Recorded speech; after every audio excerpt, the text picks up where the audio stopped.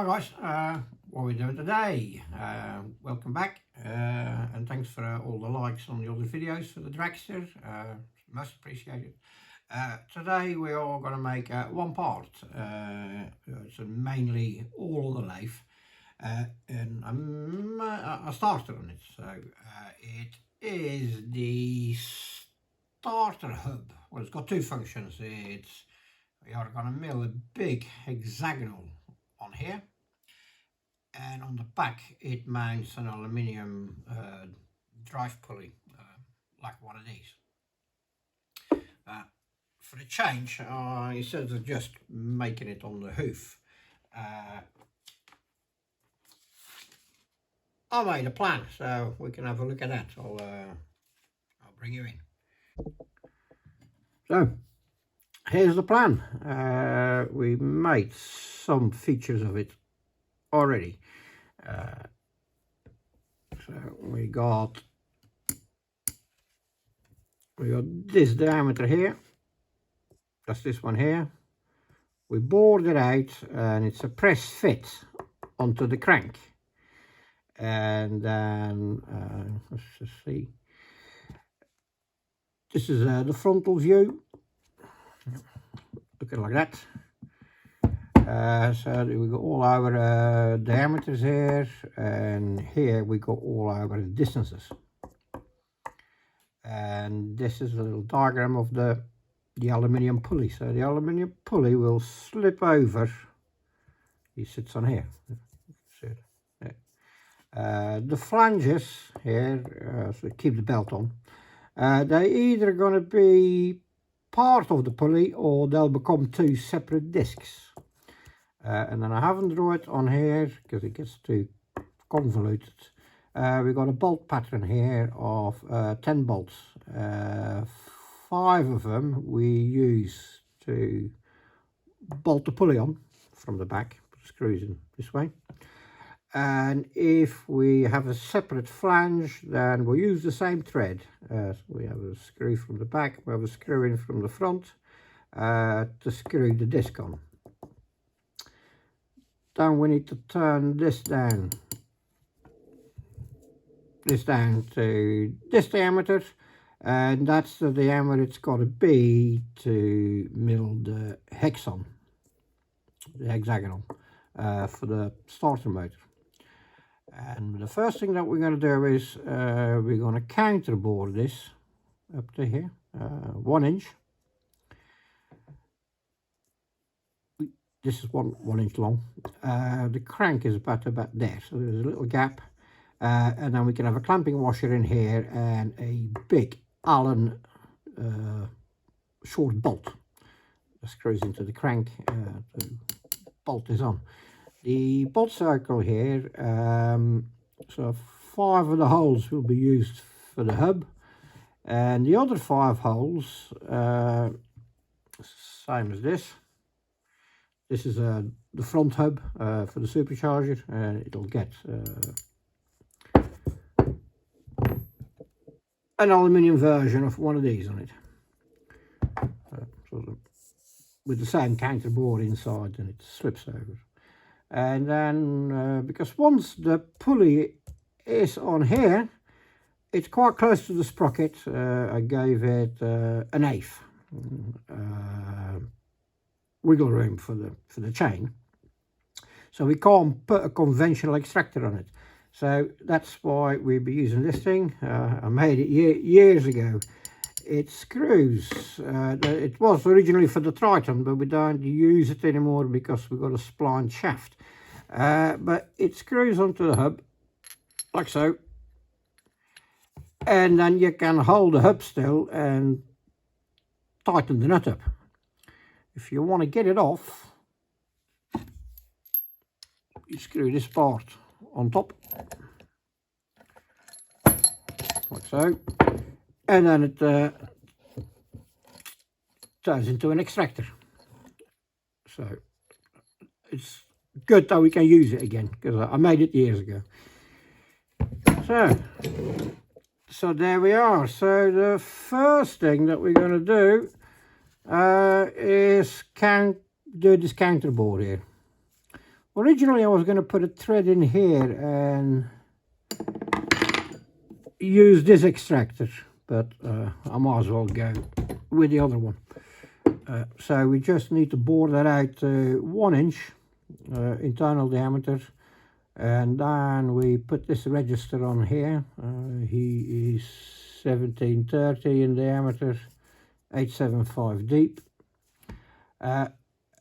and that should do us for today. If we got enough time, I'll mill the hex on it today, so we get this all in one video, and we'll be using the little South Bend and a milling slide. But I need to make a hexagonal arbor to mount this, so we can turn it round 6 times to mill the hex on it. All right, let's take it to the lathe. Before we go to the lathe, in the other video I said 18 TPI UNF does not exist. Well, it does exist, but not in this size. That's what I meant. It is 11/16, and normally over ½ inch it's 16 TPI, I believe. But this is still 18 TPI, but it's far larger. So we have to single point the thread in here. There was not much room, but so that's another little piece that's ready. Goes in here. We finished. We made some studs. Now it's bolted down properly. Actually, we're on 3/8. In the previous video, I said I might go to ½ inch, but 3/8 is okay. We have got some temporary spacers in here, so we can still play with it after I make the driver. I shouldn't have to.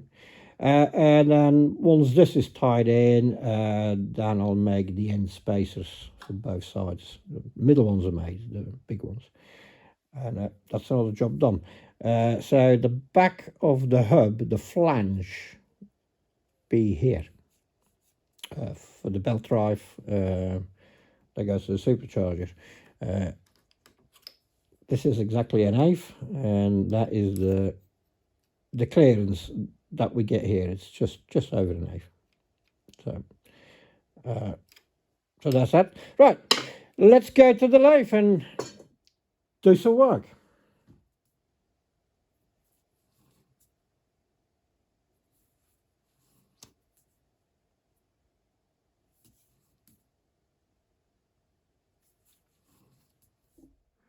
Right, well, so I'm ready to go. It's set up. So we need a depth of 1540. We'll bore it out. The diameter is going to be 1 inch or 1,000. You can set the depth with a travel dial, like this one. I got 2 brackets here, so I could clamp the dial in and use the setting rod after you set it and lock it off. But before I had this, we just do it with a compound, and that's what we'll do now. It's really easy. So we just set them off against there, lock them off, set our depth. Go in here, there we go. The 100, so just count 1, 2, 3. 1, 2, 3, 4, 5, 6, 7, 8, 9, 10, 11, 12, 13, 14, 15. We'll go to 1540 is the end figure. We'll go to 1535. Then we got 5 thousandths to clean the face up after we get to diameter. Right, 37, and we got 3 thousandths to clean it up. Right, so that's set. He's locked in. Look at that. And then we can start. Yeah, diameter 1,000. So let's go. Another 30 thousandths to go.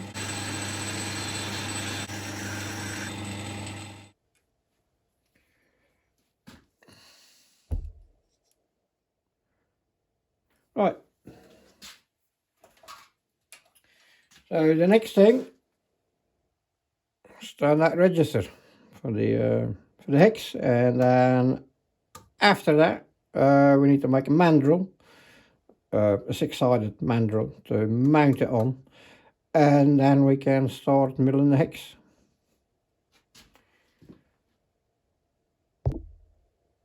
Right, so the bore's finished, so now we need 875 deep in here. Do the same thing again.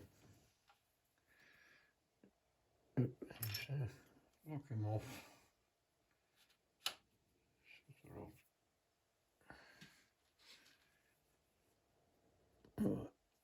1, 2, 3, 4, 5, 6, 7, 8.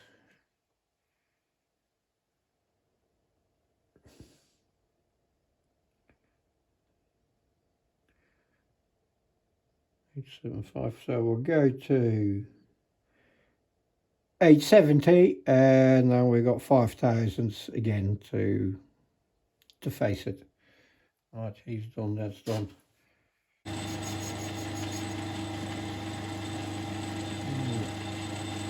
And there we go to that.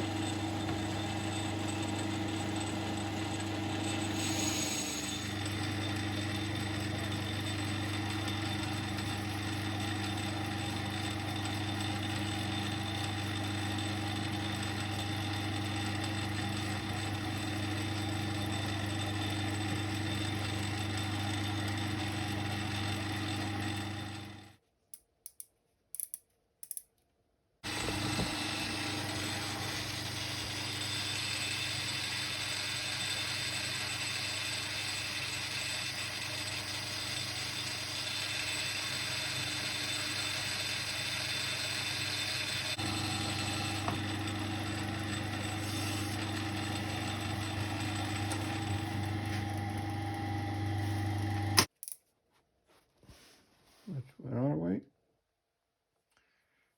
Oh, 1 thousandths off. It'll disappear.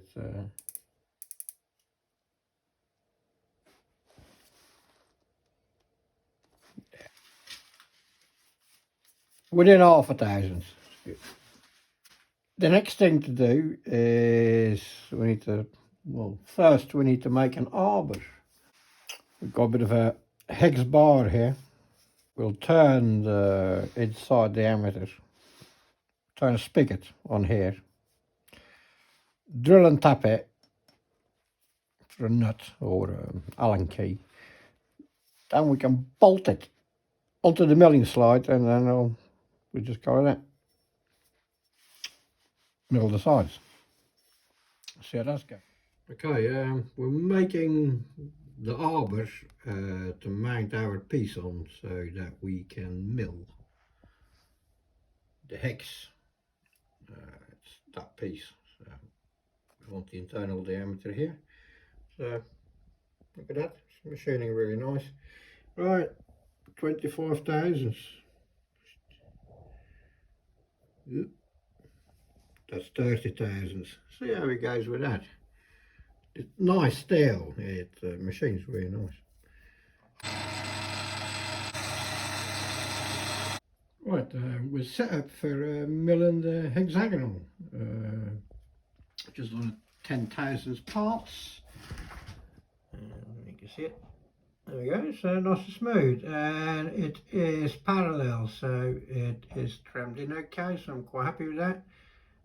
So we'll carry on. It's 115 thousandths aside. That needs to come off. So in 10,000 passes, I might up it to 15,000 passes.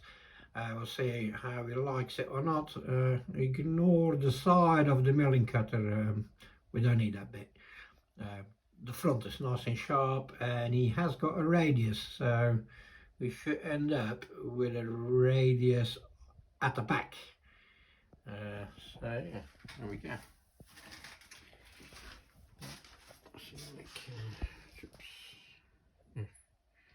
There we go. So this time we set the travel dial, and we need to go once all the way around to 115. Right, so we'll go around to 100 and do them all at 100, or at least 2, so I can measure it, and then we'll know our final depth, but it should be 150. Okay, let's go. Oh, another pass.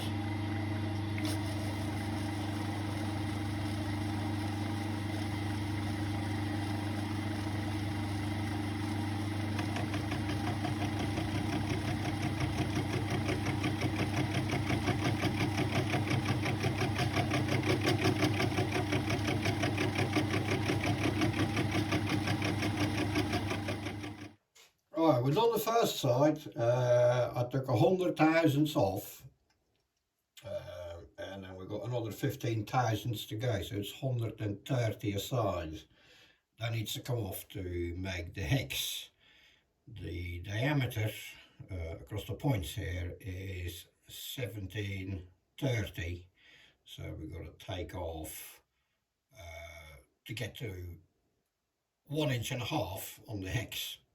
We need to take off 115 either side.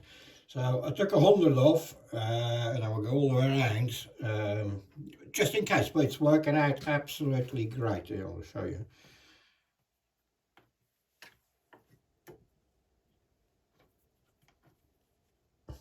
If he wants to come out, please.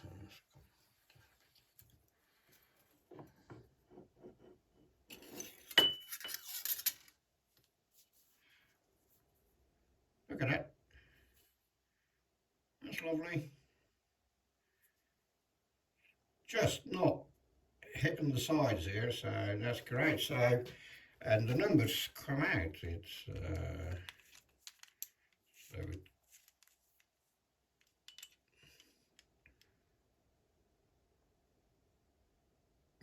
like 1,000 under. No, there we go. So another 15 to come out. So we could press the dial and just bring it to the end size, but just to be on the safe side, I'll go around at 100 first, and then there is 15 to come off down. I'll just set the 15, don't touch it, and just send them around again. Yeah, look at it. It's absolutely lovely. It's 28 there. It's only cheapy calibers. 26, 27. Yeah, so it's fairly it's parallel. He's cutting straight. It's lovely. Nice little half round feature there. Yeah, the old milling cutter, or the shell mill, or whatever it's called. He's a bit rough here, but he's sharp at the front, so that's all we need. All right, let's do the second side. Alright, welcome back. I hope you enjoyed the little video. Here's the final, well, it's not finished, but the hex is finished. They come out okay, bring it a bit deeper maybe. I did file it up with a rifling file. In the end we managed to do 20,000 cuts on it, but on the last two the cutter chipped, a little chip in it, so it wasn't so pretty anymore, so I just cleaned it up with a rifling file. They're great little things, these things. You can do some really fine work with it. And then we counterboard it here. I found it still a bit too chunky. We need to lose weight. I might counterboard it deeper even. For the moment, it weighs less as a rotor of alternator, Lucas rotor, but the hub still needs to go on, so we need to lose some more weight. We can lose a little bit off the back, not an awful lot. So the clamping face of the sprocket is, I probably can lose another 100,000 of it aside, probably. I'll have to measure it. All these little bits help, but yeah, it measures exactly 1.5 inches or 38 millimeters. It's nice and concentric, so that all worked fine. The important sides, what I started with before the video, is this bore, this diameter here, and this register is all machined in one go without coming out of the chuck. So it's all nice and concentric to each other. For the front we use the 4-jaw. Well, it's still within half a thousand. It's good. But we need to lose some more weight. So what I'm thinking of doing, I'm going to have to change the plan ever so slightly. Normally the flange would screw in here in the steel hub, and then it needs to be that wide to have screws from the back and from the front to hold the thing on, and the disc. But if I make the pulley slightly larger, not by an awful lot, few teeth, you know, so put them there, I can actually screw the front flange into the aluminium hub, and then I can take half, or probably more than half of this here away, you know, and that will take a lot of the weight of it, and that'd be better. Also, in between here and the bolt circle here, we got enough room. After I drill these, I'll see how much room we got left. I can have another row of bolts, sorry, a row of holes in between these, and further reduce the weight on it. So that is it for today. I think, you know, it took forever, you know. It's one day I will buy a milling machine, but as you can see, tiny little old lathe, little milling post, you know, make quite a big thing with it, you know. So right, we'll have a look, see how it fits on the bike. I'll bring you in.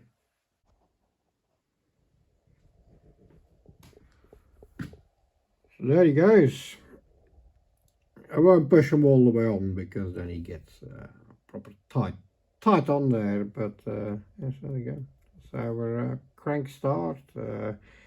Next couple of weeks I'll be going find some pulley stock. You know, it comes in blanks. You have to machine it, but the teeth are there. So we need 2 of them. One for there, one for there. And then we'll be drilling the radial holes here. We'll do that on the lathe as well. We'll use the change gears as an indexing tool, and some other mad contraption that I made is my drill machine that fits on the tool post of the lathe. So that'll be for in a couple of weeks. I've got some other work to do. We're also opening our motorcycle camping, so just look out for the video. And another thing that I forgot to mention, that we'll be doing on the lathe as well, is of course we need to machine a keyway in here for the crank, and that again we be doing that on the lathe. So there we go. Right, all right, see you later, bye bye.